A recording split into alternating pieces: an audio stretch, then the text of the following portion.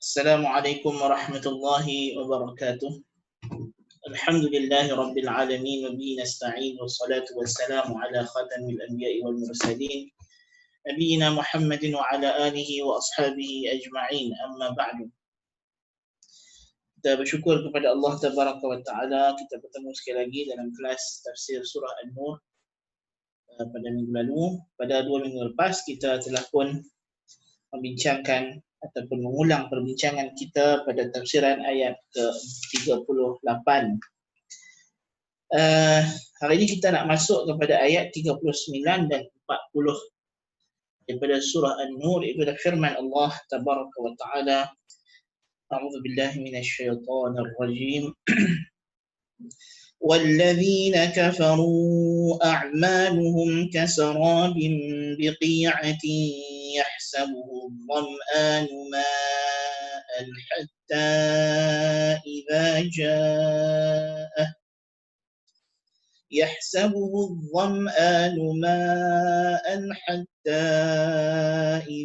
جَاءَهُ لَمْ يَجِدْهُ شَيْئًا وَوَجَدَ اللَّهَ عِندَهُ فَوَفَّاهُ حِسَابَهُ وَاللَّهُ سَرِيعُ الْحِسَابِ. أَوْ كَظُلُمَاتٍ فِي بَحْرٍ لُجِّيٍّ يَغْشَاهُ مَوْجٌ مِّن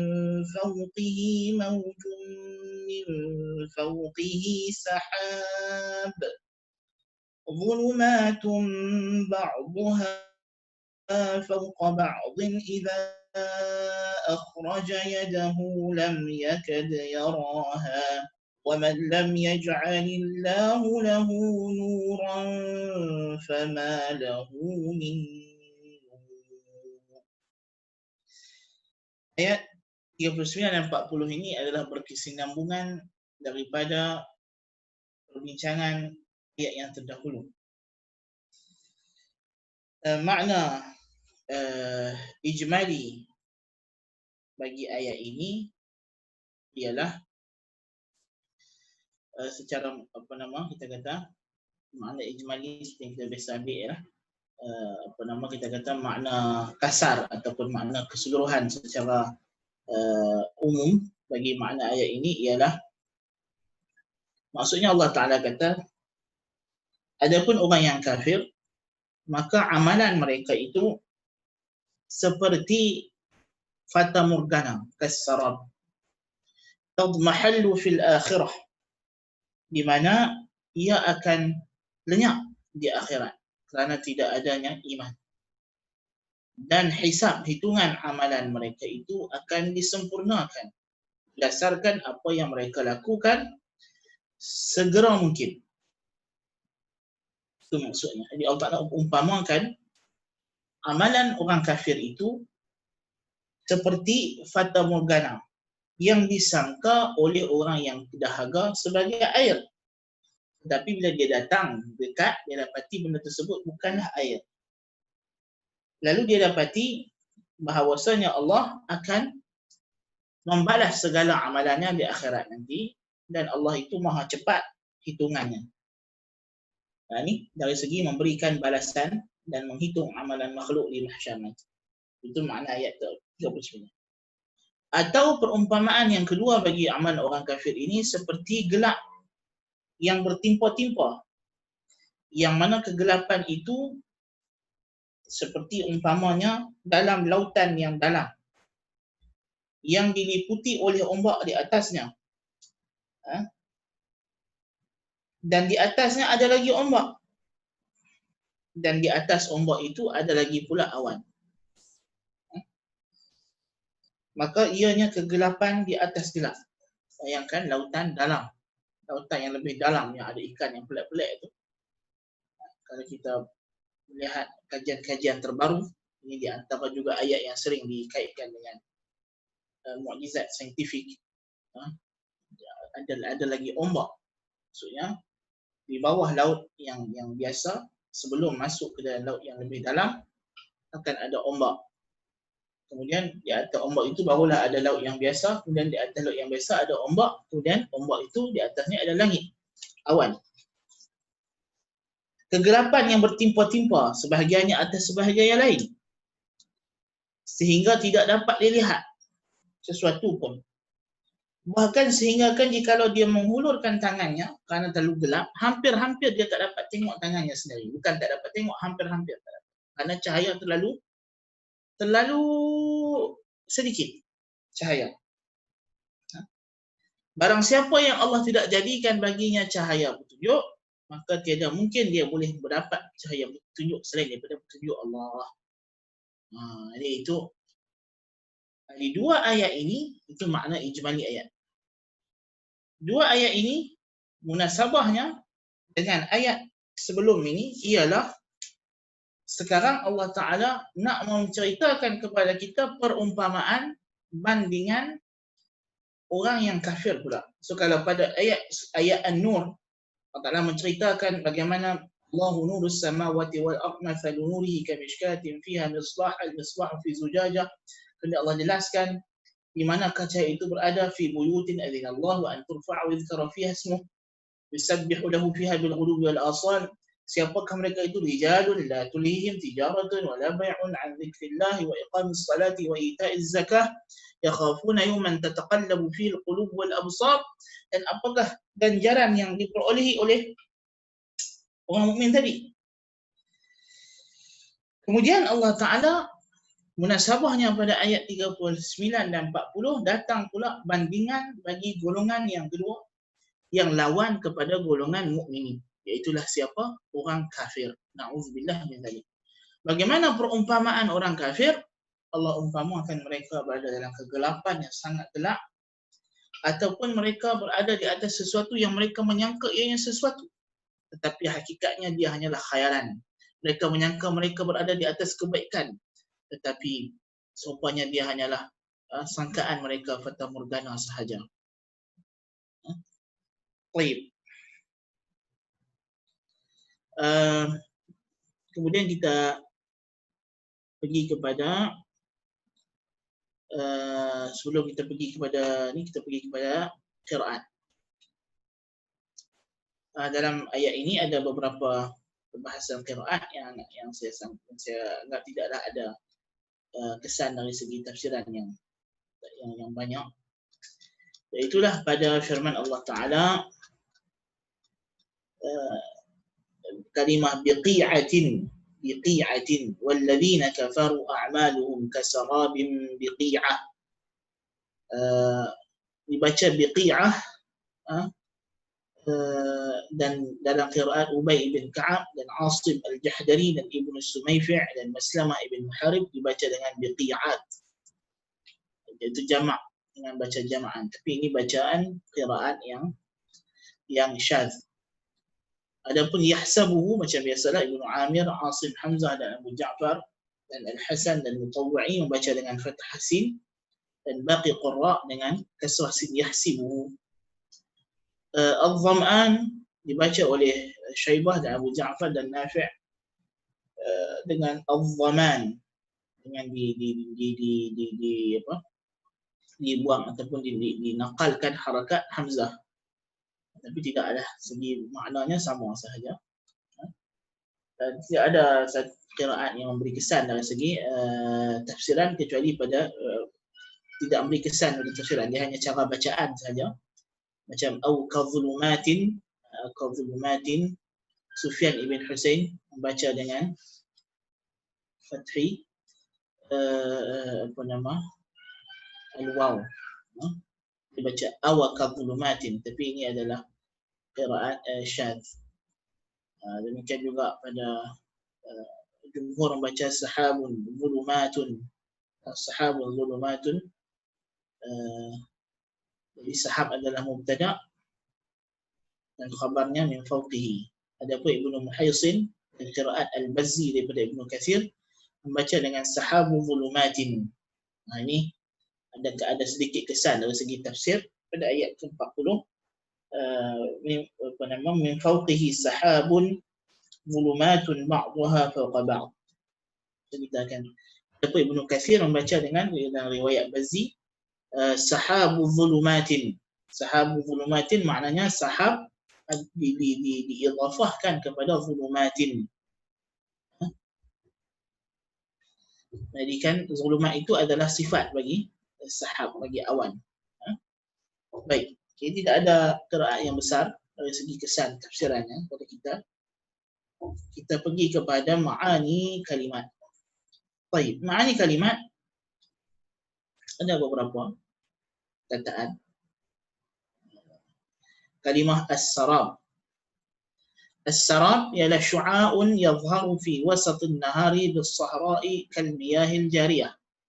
Takrifan as-sarab ialah satu cahaya yang tampak di pertengahan tengah hari rembang di kawasan sahra, di tanah yang lapang, tanah datar, seakan-akan ianya air yang mengalir. Ini yang kita sebut dalam bahasa kita fata morgana.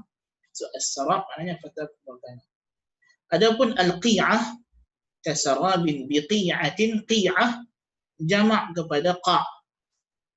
So ini tadi kita kata kalimah qi'ah ini sebenarnya maknanya jamak. Dia jamak kepada kalimah qa'un, iaitulah tanah yang rata, yang datar. Al-dham'an yahsabuhu al-dham'anu yahsabuhu, yahsabu yadhunnu, menyangka, disangka. Al-dham'an al-'atashan, yang dahaga. Al-dham'an dahaga. So, itu di antara makna kalimat. Kemudian dalam ayat ke-40, al-zulumatin, al-zulmah, zulumat gelap, jamak dari kalimah zulmah yang maknanya adalah as-sawadud damis, gelap gelita. Al-bahru, kalimah al-bahru maknanya apa yang tergenang padanya air yang banyak, yang digunakan untuk merujuk makna lautan, laut. Al-lujji, al-bahrun lujjiyin, lujji maknanya dinisbahkan kepada al-lujj. Al-lujj ialah air yang sangat banyak, lautan yang besar, ocean. Bahrul lujji maknanya ocean. Wal mawju, al mawju yaghshahu mawjun, mawjun ialah air yang beralun-alun, itulah ombak. Dan as-sahab yang dimaksudkan dalam ayat ini ialah al-ghaim, itulah awan mendung, awan tebal, sahab. So itu adalah di antara ma'ani kalimat. Baik. Kita pergi kepada i'rab al-ayah. Baik. Tidak ada apa sangat dari segi i'rab, kita tidak perlu bahas yang penting-penting di sini. Cuma ayat ini kalau kita nak tengok kesinambungannya dengan ayat yang sebelumnya dari segi mauqi' al-i'rab, ya, dari segi mauqi' al-i'rab. Waw di sini harfu atfin, so dia ada kaitan dengan ayat sebelumnya, harfu atfin. Alladzina isim mausul pada mahal raf'i mubtada, dan jumlah kafaru adalah silah mausul, dan a'mal adalah mubtada yang kedua marfu' dan mudhaf. Dan kaf kasarabin, kaf pada kalimah kasarabin ialah isim pada mahal raf'i khabar, dan ia adalah mudhaf. Jadi maknanya walladzina kafaru, waw adalah harfu atfin, ataf kepada jumlah sebelumnya. Alladzina adalah isim mausul, dan jumlah kafaru a'malahum ini adalah silatul mausul, dan mubtada'nya adalah alladzina, dan kalimah a'maluhum adalah mubtada' yang kedua, mubtada' tsani, dan khabarnya adalah kasarabin biqi'atin yahsabuhu dham'an. Kasarabin biqi'atin yahsabuhu dham'an. Baik.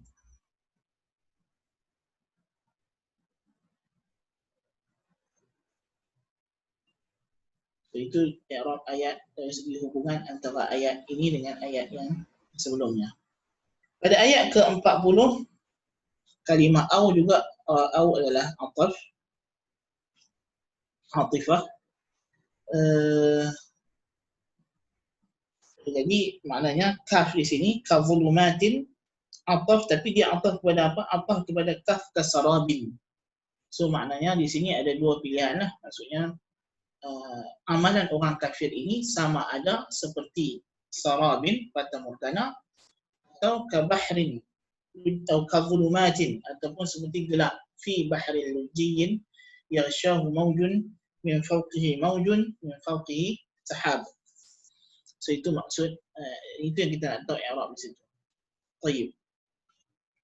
Dan kalimah sahabun, sebab kita bacaan kita di sini adalah dengan tanwin dhammatain, maka dia adalah mubtada muakhar marfu'.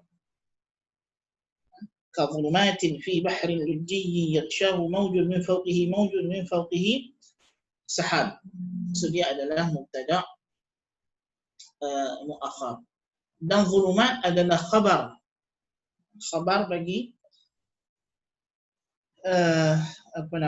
bagi mubtada tadilah, khabar bagi sahab. Yakni keadaan sahab itu adalah zulumatun ba'daha fawqa ba'd. Dia adalah khabar marfu' mahdhuf bi mubtada'in mahdhuf, yakni nak menunjuk ke isyarat balik kepada keadaan gelap dan lautan tadi. Maknanya hadhihi zulumatun ba'daha fawqa ba'd. Yani zulumat tadi, zulumat dalam kegelapan dan lautan tadi seperti gelap yang bertimpa-timpa, ataupun gelap itu adalah bertimpa-timpa, itu maksudnya. Dan jumlah ni jumlah istinafiyah, musta'nafah. Ini apa nama kita kata ini jumlah musta'nafah. Tapi kalau kita baca tadi qiraat Ibnu Katsir rahmatullahi alaih, riwayat Bazzi, sahabu zulumatin, dia idhafahkan sahab kepada zulumatin.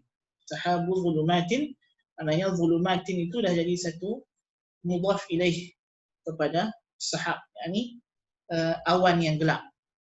So makna ayat dia adalah ataupun seperti gelap di dalam lautan yang ditutupi, di atasnya ada ombak, di atasnya ada ombak, di atasnya ada awan gelap. Awan gelap.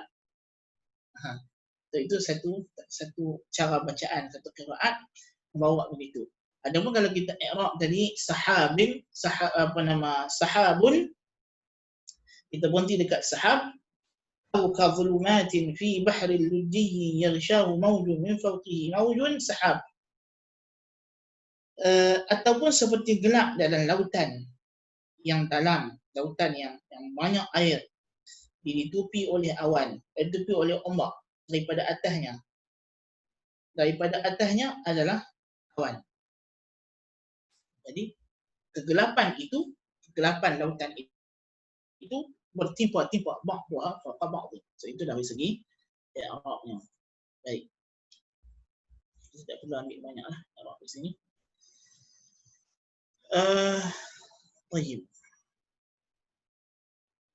Dari segi saraf tak boleh, rasa kita tak perlu panjangkan perbincangan sampingan ini. Kita terus kepada tafsiran ayat. Baik. Ataupun munasabah ayat terlebih dahulu. Munasabah ayat ini dengan ayat sebelumnya seperti telah kita sebutkan tadi, dia adalah dari segi menjelaskan pula ciri-ciri atau sifat golongan kafir ataupun amalan orang kafir. Amalan di sini maknanya amalan yang mereka buat, yang mereka sangka amalan itu amalan salih lah. Jadi apakah pula perumpamaan orang kafir? Kita dah tahu tadi Allah kata orang mukmin ni nurun ala nur, yahdillahu li nurihi man yasha. Mereka ni diterangi dengan penuh cahaya yang melimpah-limpah. So bagaimana orang kafir? Kata Ibnu Katsir rahimahullah, hadzani mathalani darabahumullahu ta'ala li naw'il kuffar kama daraba lil munafiqina في أول البقرة مثلين ناريا ومائيا وكما ضرب لما يقر في القلوب من الهدى والعلم في سورة الرعد مثلين مائيا وناريا. Jadi Ibnu Katsir kata perumpamaan yang Allah Ta'ala sebut dalam ayat ini, dalam ayat surah An-Nur ini, kita bincangkan surah An-Nur ini, ialah tidak lain tidak bukan sama seperti apa yang telah disebutkan oleh Allah Ta'ala dalam suratul Baqarah berkenaan perumpamaan orang munafiqin. Disebut dua perumpamaan. Perumpamaan yang disebut ulama sebagai al-mathalul ma'i wal mathalun nari. Perumpamaan berbentuk air dan perumpamaan berbentuk api. Macam mana tu? Kalau kita ingat dalam surah Al-Baqarah, Allah Ta'ala kata mathaluhum kamathalil ladzi istawqada nara falamma adaa'at ma hawlahu dhahaba Allahu binurihim wa tarakahum fi dhulumatin la yubsirun summun bukmun 'umyun fahum la yarji'un أو كصيب من السماء فيه ظلمات ورعد وبرق يجعلون أصابعهم في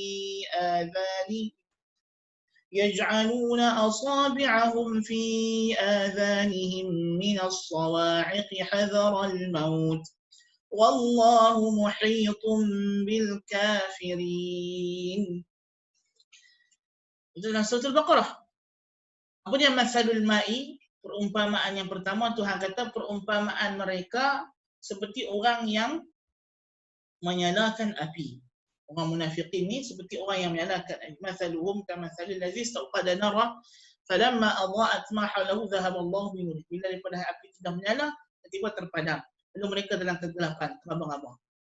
Atau seumpama orang yang dalam keadaan hujan yang lebat, ada bunyi guruh dan petir, maka mereka pun tutup telinga mereka, takut dengan guruh dan petir tadi, takut mati.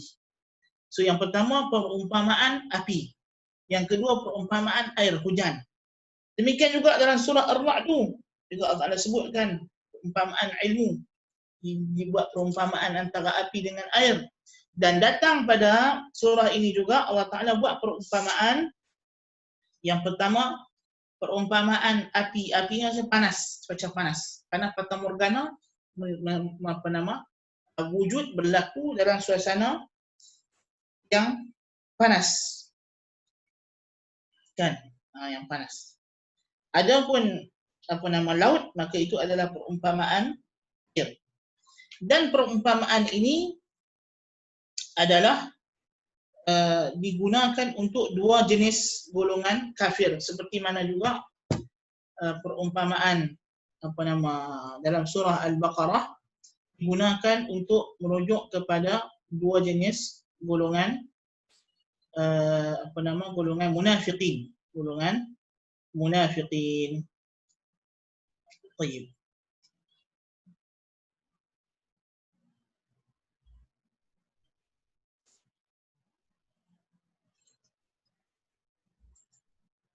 Jadi kata para ulama tafsir,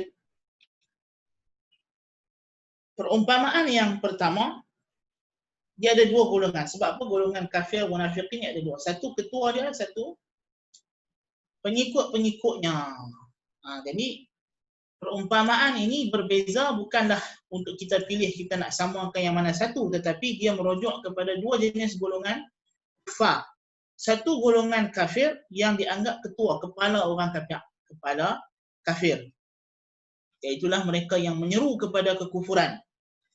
Dan satu lagi ialah seperti perumpamaan bagi golongan yang yang kita kata sebagai pengikut ataupun juak-juak yang mengikut, yang tidak muqallid ini. So kata Ibnu Katsir, perumpamaan yang pertama, walladzina kafaru a'maluhum kasarabin biqi'atin yahsabuhu adh-dhama'anu ma'a. Perumpamaan orang kafir itu, amalan mereka adalah seperti fata morgana. Siapakah mereka ini? Kafir yang macam mana yang amalan mereka Tuhan sifatkan seperti fata morgana? Tidak lain tidak bukan ianya adalah golongan apa yang kita panggil ketua-ketua ataupun al-kuffarud du'at. Al-kuffar du'at, itulah golongan kafir yang menyeru kepada kekufurannya. Golongan kafir yang mengajak kepada kekufurannya. Yang mana mereka ini menyangka bahawa mereka mempunyai sesuatu. Mereka menyangka bahawa mereka mempunyai sesuatu. Mempunyai apa? Ini mereka ada amalan. Mereka ada kedudukan dan amal baik. Mereka menyangka begitu. Itu yang mereka sangka. Tetapi hakikatnya kata Allah Ta'ala, itu hanyalah khayalan anggapan mereka sahaja. Bila mereka datang di akhirat nanti, mereka akan dapati semuanya itu hanyalah fata morgana. Tidak ada apa-apa melainkan azab daripada Allah Tabaraka wa Ta'ala. Jadi kalau kita tengok orang yang menjadi kepala-kepala orang kafir, masalah ketua-ketua yang menyeru kita kepada agama mereka, padri-padri Kristian masalah, bukankah mereka itu begitu yakin dengan kebenaran agama mereka? Ya, ada orang Kristian yang begitu yakin dengan kebenaran mereka. Itu satu. Jadi mereka menyangka bahawa mereka menyeru kepada kebenaran. Mereka menyangka mereka mengajak kepada syurga. Dan mereka nak menyelamatkan umat manusia daripada kesesatan. Itu kebanyakan sangkaan orang kafir yang menyeru kepada agama mereka. Mereka sanggup bersusah payah, menggadai, bergolok gadai nyawa, harta benda untuk menyebarkan kekufuran mereka. Karena mereka menyangka mereka benar. Ini berlaku kepada semua penyeru ajaran sesat. Termasuk ketua-ketua ahli bid'ah pun itulah yang mereka sangka. Mereka menyangka bahawa mereka berada di atas kebenaran. Mereka menyangka bahawa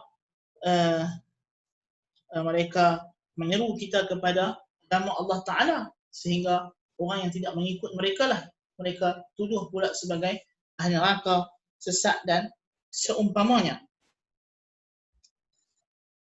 Tetapi hakikatnya amalan mereka itu kata Allah Tabaraka wa Ta'ala seperti fata morgana. Tidak ada apa-apa kebaikan, bahkan mereka berada dalam kesesatan. Dan apabila mereka datang di hari kiamat ini, hari kiamat nanti, mereka menyangka mereka akan mendapat ganjaran pahala yang besar daripada Allah Ta'ala. Na'udzubillah min dzalik. Tapi Allah Ta'ala apa akan buat? Wa qadimna ila ma 'amilu min 'amalin faj'alnahu haba'an mansura. Allah Ta'ala akan jadikan amalan mereka itu seperti habuk yang berterbangan.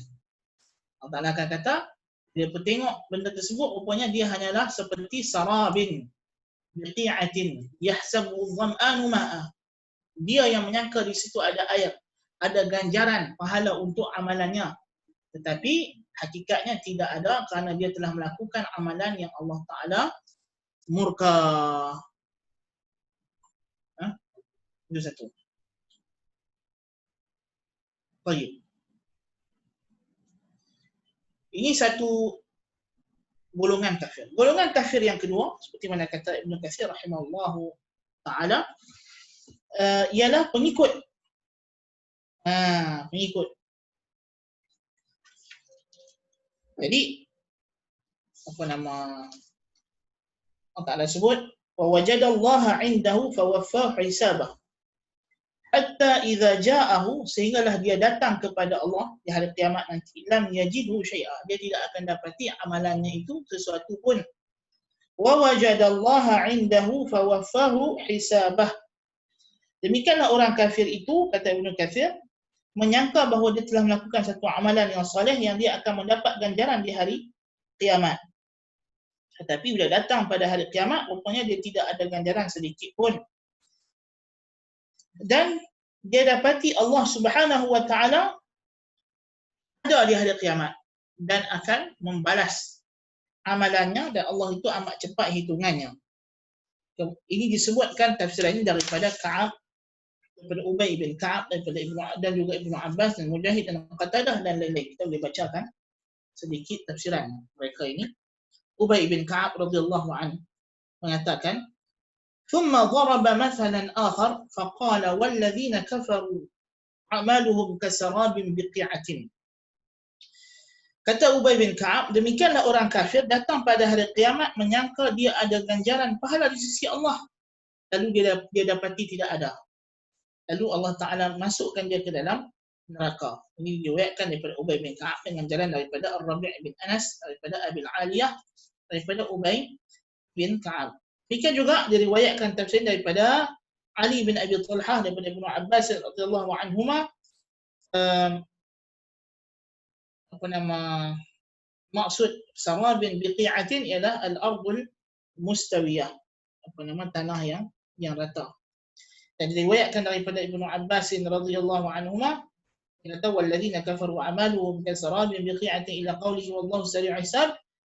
مثل ضربه الله لرجل عطش فاشتد عطشه فرأى سرابا فحسبه ماء فطلبه وظن أنه قد قدر عليه حتى أتى فلما أتى شيئا وقبض عند ذلك فيقول الكافر كذلك يحسب أن عمله مغن عنه أو نافعه شيئا ولا يكون آتيا على شيء حتى يأتيه الموت فإذا أتاه الموت لم يجد عمله أغنى عنه شيئا ولم ينفعه إلا كما نفع العطشان المشتد إلى السراب.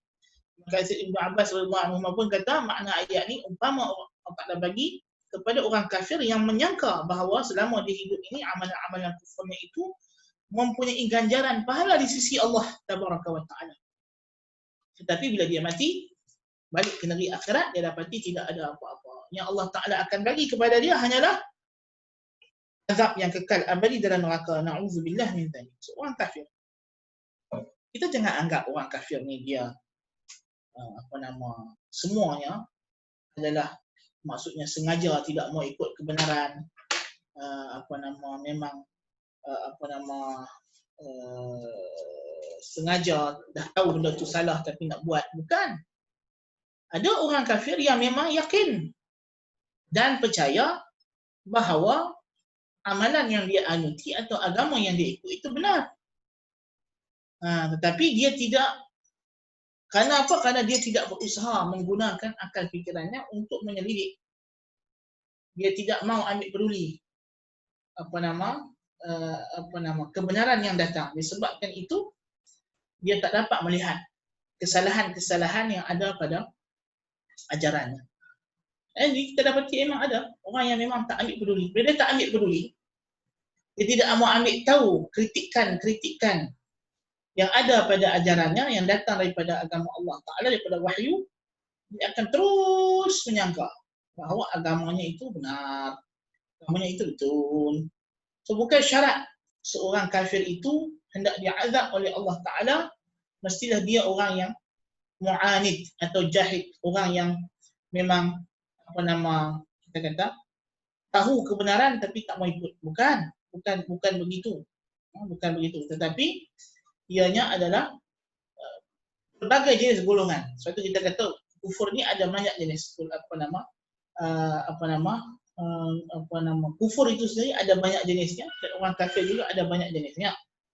Ada kufur yang orang kafir jahil yang memang tidak tahu, ada kafir takzib yang mendustakan, yang memang tidak mau percaya. Dan ada kafir yang memang mu'anid, dia tahu benda itu benar, kufur juhud macam Firaun, dia tahu benda itu benar, tapi tak nak ikut.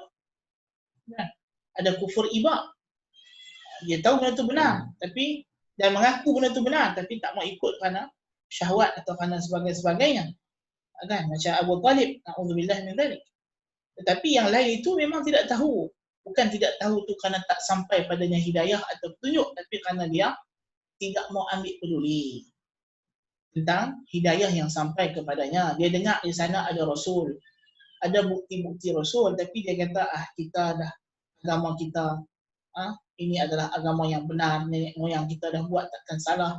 So alasan-alasan yang telah diceritakan banyak oleh Allah Ta'ala dalam Al-Quran akan menghalang mereka daripada mencari kebenaran yang sebenar.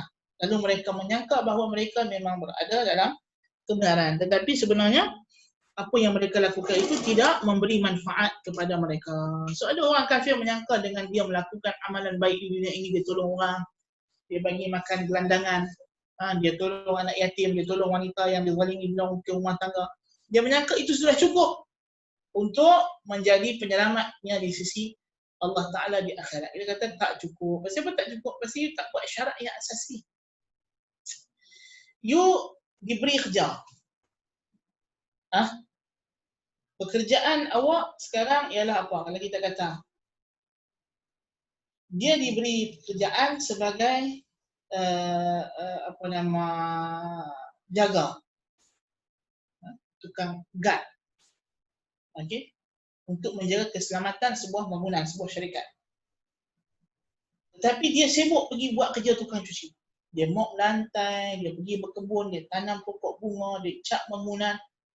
Sebabkan dia leka dengan kerja-kerja tersebut, akhirnya bangunan itu dimasuki oleh pencuri, lalu pencuri merampok dan mencuri harta syarikat. Apa yang akan berlaku kepada si guard ini? Adakah kita kata dia akan dimaafkan sebab dia telah buat benda baik, dia cat bangunan, dia tanam pokok, dia siram pokok, dia mop lantai? Kita kata awak tidak digajikan untuk itu. Awak mengabaikan tanggungjawab yang sebenar, yang asasi. Awak lekakan diri awak dengan benda-benda lain. Lepas tu you kata, saya berhak mendapat pengampunan dan ganjaran sebab saya dah buat banyak benda baik. Dia kata tak betul. Itu tidak betul. Kan? Satu orang ditugaskan sebagai tukang masak di sebuah restoran. Tetapi sebaliknya dia tidak mau masak, dia sibuk pergi mengemas, menyusun kursi meja di restoran dan sebagainya sehingga lewat bahan masakan siap. Adakah kita kata orang ini telah buat kebaikan? Tidak. So, ini syubhat setengah golongan liberal. Dia kata kenapa Allah Ta'ala mengazab orang kafir yang baik? Dia kata baik tapi tak cukup syarat. Dia baik dari satu sisi tapi tak bagus. Pasal Allah Ta'ala kata وَمَا خَلَقْتُ الْجِنَّ وَالْإِنْسَ إِلَّا لِيَعْبُدُونَ. Tidak aku ciptakan jin dan manusia melainkan untuk menghambakan diri mereka kepada aku. Awak datang di dunia ini, diciptakan ini untuk menolong orang kerana Allah, bukan kerana kemanusiaan. Bukan kerana semangat nasionalisme atau semata-mata apa semangat-semangat yang lain yang dijadikan sebagai ganti kepada Tuhan dan agama dalam ajaran etis dan humanism yang ada sekarang ini. Kita kata itu bukan tujuan asal Tuhan Tabaraka wa Ta'ala mencipta kamu. Jadi orang kafir yang kononnya dikatakan baik ini tentulah akan berhak mendapat azab kerana dia tak buat tugasnya yang asasi. Tugas asasi tidak disempurnakan. So macam mana nak bagi gaji, nak bagi ganjaran? Tak ada. Semua ganjaran itu akan dihapuskan. Tidak lagi diambil kira kerana dia mengabaikan tugas asasinya yang sebenar, lalu disibukkan dengan tugas-tugas yang sampingan. Yang mana tugas-tugas itu hanya dikira dan diiktiraf setelah awak melaksanakan tugas yang asasi. Alah. Baik.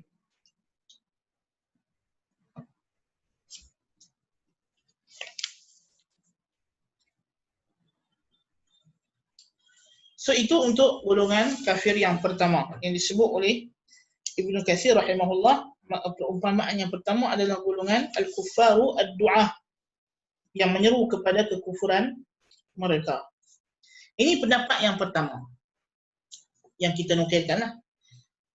Adapun Ibnu Jarir At-Tabari rahimahullahu taala menyebutkan dalam kitabnya, kata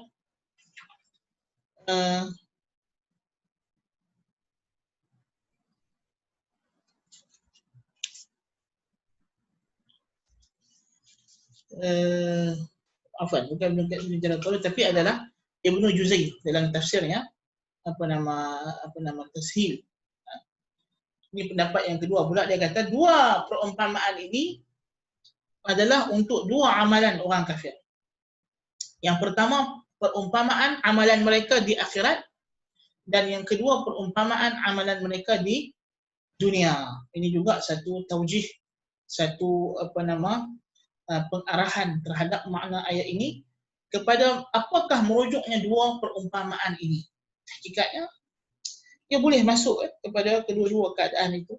Sama ada kita nak kata dia adalah dua jenis orang kafir, satu pendapat, atau dia adalah dua keadaan mereka, keadaan di dunia atau keadaan di akhirat.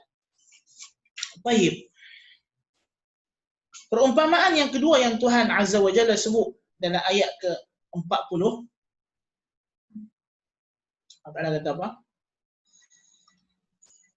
Au kadhulumatin fi bahril lujji yaghshahu mawjun. Ataupun kata Ibnu Jarir Al-Tabari, ini perumpamaan yang lain pula Allah Taala bagi kepada amalan orang kafir. Itulah maksudnya perumpamaan amalan mereka ini, mana mereka lakukannya mengikut secara salah dan rosak dan sesat, dan tidak ada petunjuk, seperti kegelapan yang berada dalam lautan yang dalam, yang banyak air, yang dalam. Itulah kita kata lujjatul bahri mu'azzamuhu, lautan yang dalam, amir, lautan yang sangat dalam, yang gelap. Mana lautan itu umpamanya yaghshahu mawjun, yakni lautan itu diliputi oleh ombak. Min fawqihi mawjun, yang di atasnya ada pula ombak yang lain. Min fawqihi sahab, di atas ombak yang kedua ada awan. Ada awan. Di atas ombak yang kedua itu ada awan, yang mana ombak kedua itu menutupi ombak yang pertama. Maka Allah Ta'ala jadikan kegelapan itu seperti amalan mereka, perumpamaan bagi amalan mereka. So amalan orang kafir dalam gelap, dan lautan yang dalam itu perumpamaan hati orang kafir, di mana Allah mengatakan dia melakukan amalan itu dengan hati yang telah diselubungi oleh kegelapan, kejahilan, kesesatan, kehairanan. Seperti mana lautan yang dalam itu diselubungi dengan kegelapan yang dalam, walaupun kita nampak macam daratannya, kalau kita tengok laut, asalnya di atasnya nampak cerah, nampak warna biru, nampak warna sekian laut cantik. Tetapi hakikatnya di dalam laut gelap gelamak, gelap gelita, tak nampak apa. Faham tak maksud ayat ni? Itulah umpama orang kafir. Tengok zahir bagus, cantik, amalan baik, tapi dalam hati gelap gelamak, gelap gelita. Hatinya gelap gelita. Jadi Allah Ta'ala tutup pendengaran, penglihatan yang tak boleh faham. Kan? Maka Allah Ta'ala kata, faman lam yaj'alillahu lahu nuran fama lahu min nur. Yang Tuhan tak jadikan baginya cahaya, tak mungkin ada cahaya boleh tembus. Cahaya matahari tak boleh tembus masuk ke lautan dalam. Sebab Tuhan dah jadikan had begitu. Kan? Ibnu Abbas radhiyallahu anhu menyebutkan makna ayat ini, yang dimaksudkan dengan kegelapan ayat ke-40 ini, kegelapan az-zulumat ialah amalan orang kafir. Dan al-bahrul lujji ialah hati orang kafir tadi. Yang mana hati mereka diselubungi oleh kegelapan, kejahilan, kesesatan.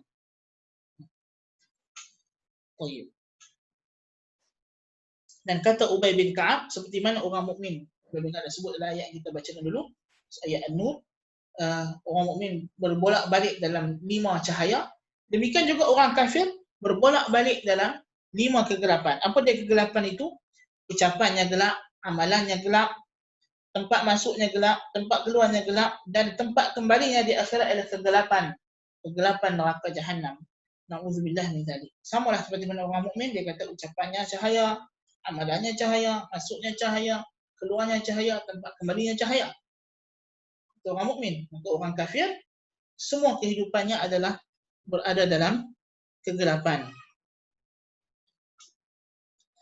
Yang mana gelap itu Allah Ta'ala kata idza akhraja yadahu lam yakad yaraha. Bila dia hulurkan tangannya di dalam lautan yang gelap itu, hampir saja dia tidak dapat melihat tangannya kerana sedikitnya cahaya. Di sini kata Ibnu Jarir At-Tabari rahimahullah, mungkin orang akan kata kepada kita, bagaimana Tuhan kata di sini hampir tidak nampak sedangkan memang gelap, sangat gelap.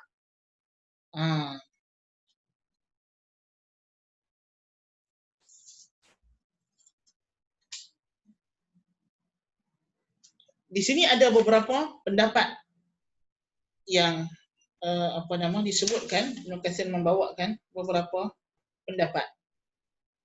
Pendapat yang pertama, maksud ayat lam yakad yaraha ini, hampir tidak dapat melihatnya, ialah makna perkataan ini, jikalau dia hulurkan tangannya untuk melihat, dia hampir tidak dapat melihatnya. Iaitulah tidak mengenal, tidak tahu ke arah mana dia nak tengok sebab tak nampak tangan. Kalau dia hulur tangan dia ke dalam lautan yang gelap itu, dia tak tahu nak tengok tangan dia ke arah mana sebab tak nampak tangan. Lam yakad yaraha.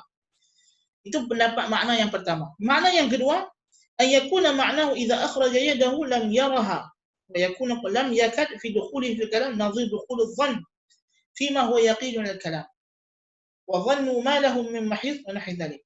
Pendapat yang kedua mengatakan walaupun di sini datang kalimah lam yakad yaraha, hampir-hampir tidak dapat, tetapi maknanya memang tidak dapat. Ini di antara uslub bahasa Arab. Seperti mana kata perkataan qalilan, sedikit, dengan makna tak ada langsung.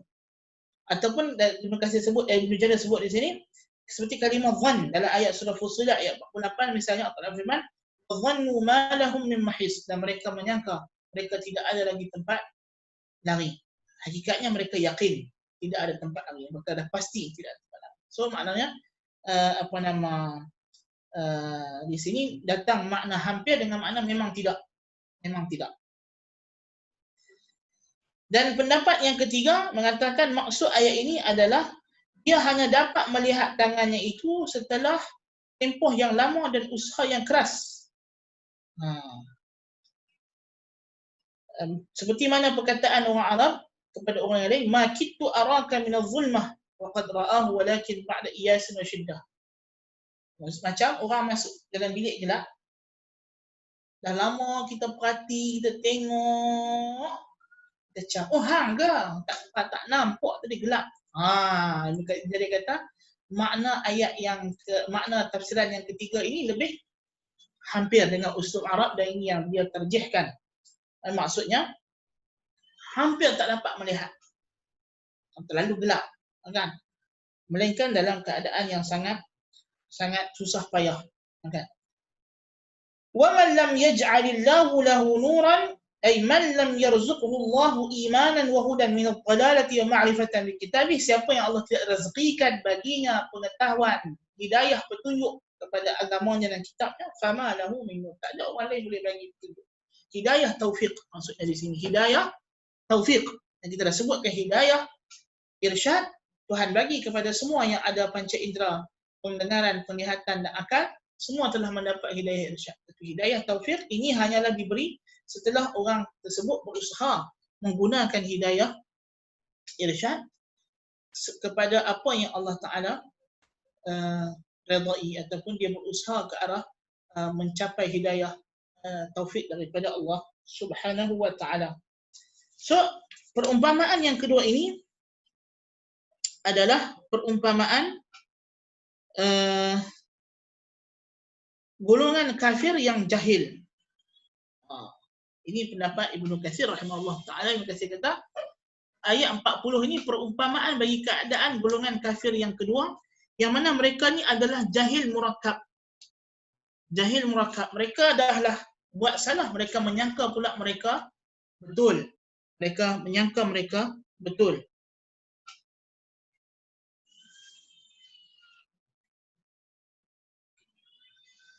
Afwan. So ayat yang pertama, ayat 39, tadi Ibnu Katsir kata ayat itu menceritakan tentang golongan kafir yang menyeru kepada kekufurannya, yang berada dalam kufur, yang menyangka bahawa mereka benar.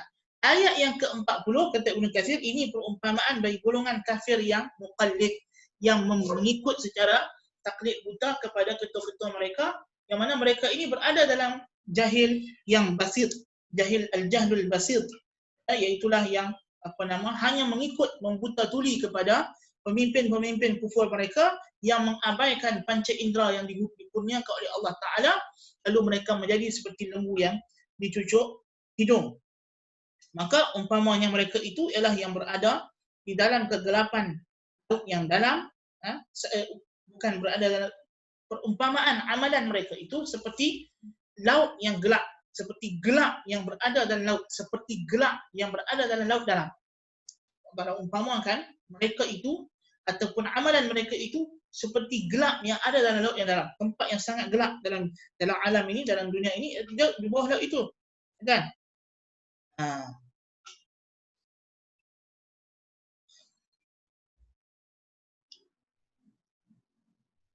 Jadi ini adalah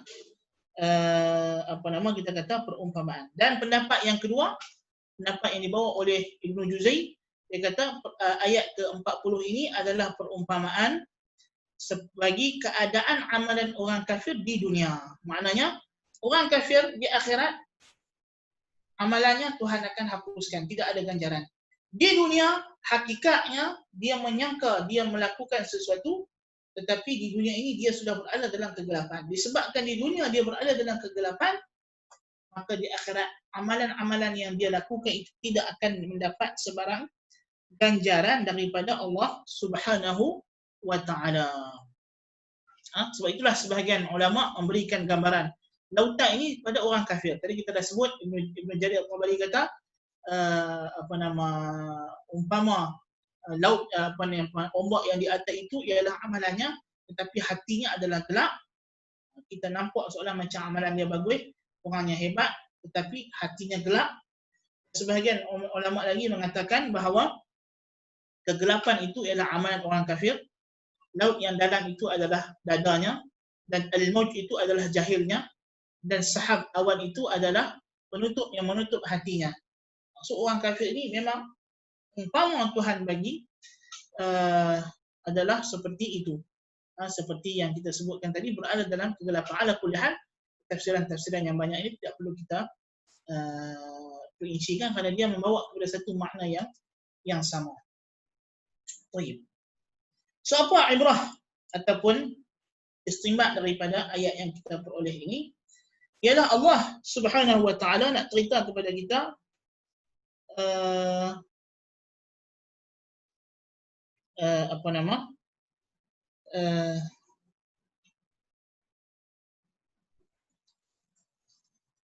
keadaan orang kafir dibandingkan dengan keadaan orang mukmin. Orang mukmin berada dalam petunjuk Allah, dalam keterangan cahaya, hidup mereka dibimbing oleh Allah Subhanahu wa taala. Adapun golongan kafir, maka hidup mereka berada dalam kegelapan, tidak mendapat bimbingan daripada Allah. Kerana apa? Kerana mereka tidak menggunakan kurnia nikmat Allah Taala yang telah Taala bagi fasiliti. Kita ni Tuhan bagi fasiliti, pendengaran, penglihatan, akal untuk berfikir, jantung untuk memahami. Fasiliti ini yang ini dinamakan sebagai alat untuk kita mendapat hidayah irsyad, untuk kita mendengar orang cerita pasal Islam, untuk kita melihat ayat-ayat Allah Ta'ala, melihat Al-Quran, melihat hadis Nabi. Akal untuk kita faham, untuk kita hafaz, kita ingat apa yang dibicarakan, apa yang disampaikan. So bila kita ada tiga fasiliti ini, dan kita telah ada pula petunjuknya, iaitu ada Al-Quran, Sunnah, Rasul, pendakwah sampai kepada satu orang, jika dia menggunakan fasiliti ini untuk memahami hidayah-hidayah irsyad tadi, maka Allah Ta'ala akan bimbing dia. Lau alimallahu fihim khairan la asma'ahum. Kalau Allah tahu seseorang itu ada kesungguhan untuk mengikuti kebenaran, Allah akan bagi dia faham dan dengar. Tetapi jikalau mereka tidak menggunakan fasiliti yang Tuhan bagi tadi, tidak mau mencari, hanya bertaklid buta kepada nenek moyang, bertaklid kepada pemimpin-pemimpin mereka, dan menganggap amalan mereka sudah betul, sudah cukup, tidak perlu lagi kita. Walaupun hakikatnya amalan syirik, amalan kufur tidak pernah masuk dengan fitrah manusia. Sentiasa di sana ada persoalan, ada pertanyaan. Tapi kalau kita tengok sejarah orang yang masuk Islam ni, dia akan kata, saya masa dulu sebelum Islam, saya rasa tak tenang, tak aman dan sebagainya. Memang dia tak masuk dengan fitrah. Kalau dia duduk fikir sejenak, sekejap pun dia akan berfikir. Dia kata, apa pasal aku pergi sembah benda yang mati, benda yang sekian-sekian. Kenapa aku kena ikut satu kitab yang tidak diketahui siapa penulisnya, asal usulnya, kitab yang jelas bercanggah antara satu muka surat, satu baris dengan satu baris yang lain. Kitab yang telah diakui bahawa ia telah diubah banyak kali, telah hilang banyak kali. Jelas. Tapi ini tradisi kita, nenek moyang kita, agama kita ikut sudahlah. Yang penting agama ni kita nak ingat tenang, spirituality dia.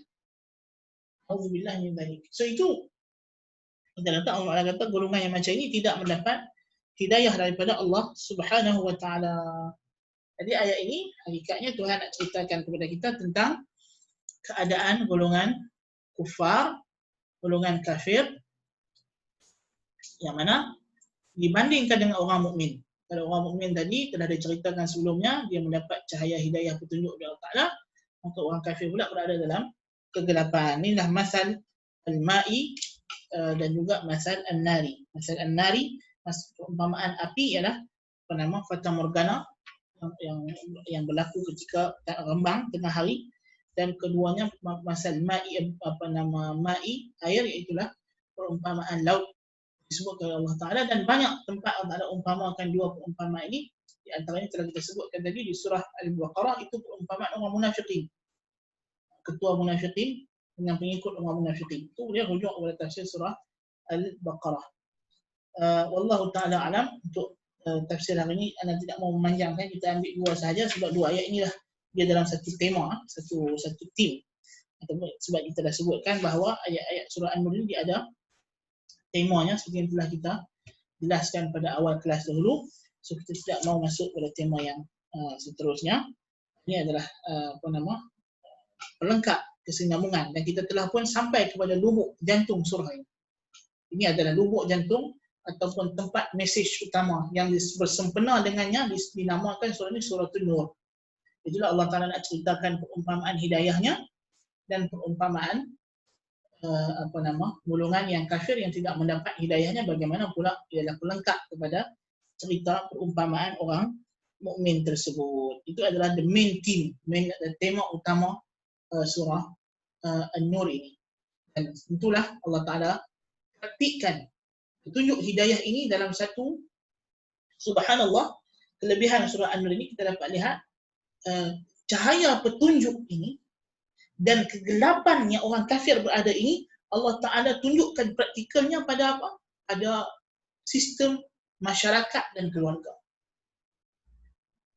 Jadi kita tengok orang kafir hidupnya dalam zina, tidak menjaga marwah, mendedahkan aurat, tidak ada batas pergaulan, dan akan datang ayat-ayat selepas ini tidak ada adab dalam bermasyarakat.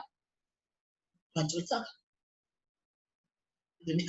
Itu wajahnya. Adapun orang mukmin menjaga aurat, menjaga pergaulan even dalam rumah, menjaga aurat, menjaga batas pergaulan, menjaga kemaluan, tidak berzina, menjaga kehormatan diri, nasab, keturunan. Ini semua adalah ciri-ciri hidayah Allah Subhanahu wa taala.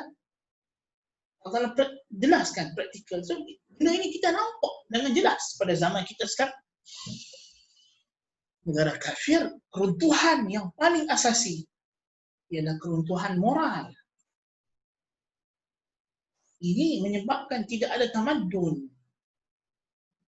Walaupun dia ada kemajuan dari segi teknologi fizikal, tetapi bila moralnya tidak ada, kita anggap masyarakat itu masyarakat yang tidak bertamadun. Masyarakat yang hidupnya ulaika kal an'ami bal hum adall, seperti haiwan ternak, bahkan lebih sesat, lebih teruk lagi. Na'udzubillah min dzalik. Kotoran, wabak, penyakit tersebar di negara-negara kafir, negara yang kita anggap negara maju, negara yang ada alat-alat yang canggih, tetapi kebersihan diri tak terjaga.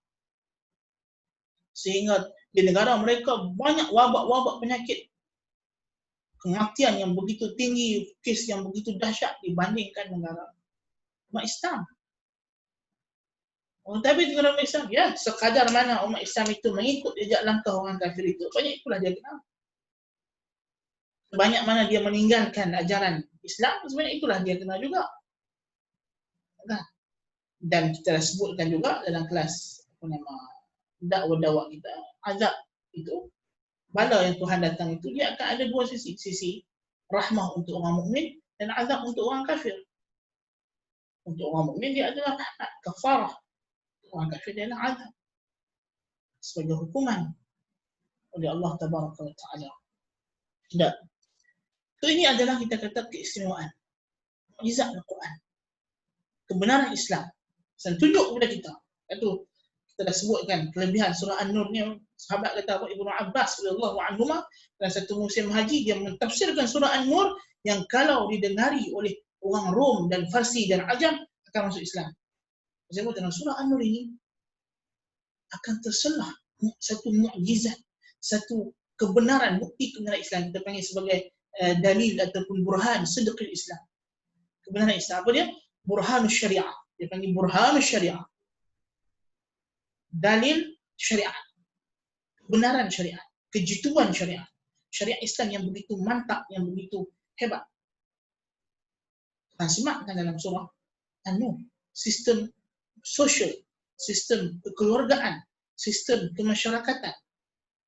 Ini adalah trust kepada segala perundangan yang ada.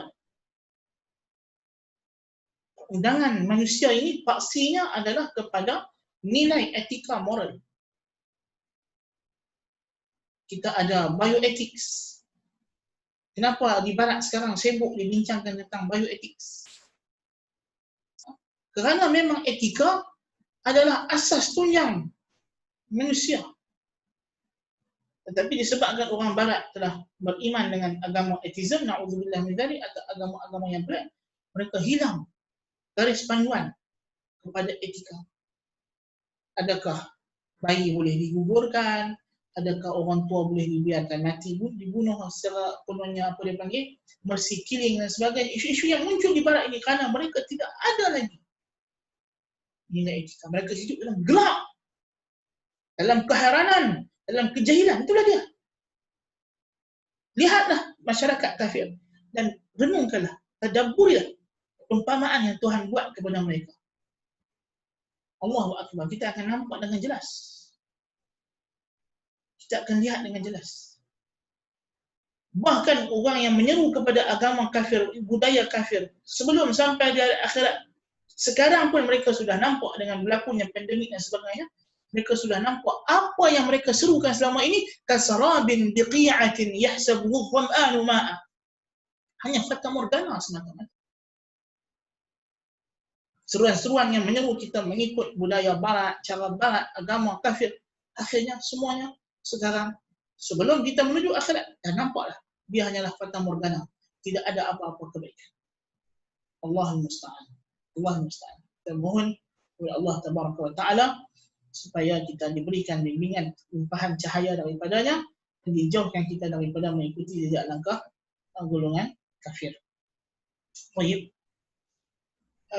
Manakala tidak ada soalan yang tertera di sini, kita mengakhiri majlis kita dengan tasbih kafarah. Subhanakallahumma bihamdika asyhadu an la ilaha illa anta astaghfiruka wa atubu ilaik. Sallallahu alaihi Muhammad. Assalamualaikum warahmatullahi wabarakatuh. Kita berjumpa lagi pada sesi yang akan datang. Qul qali hadza wa astaghfirullahal azim li wa lakum.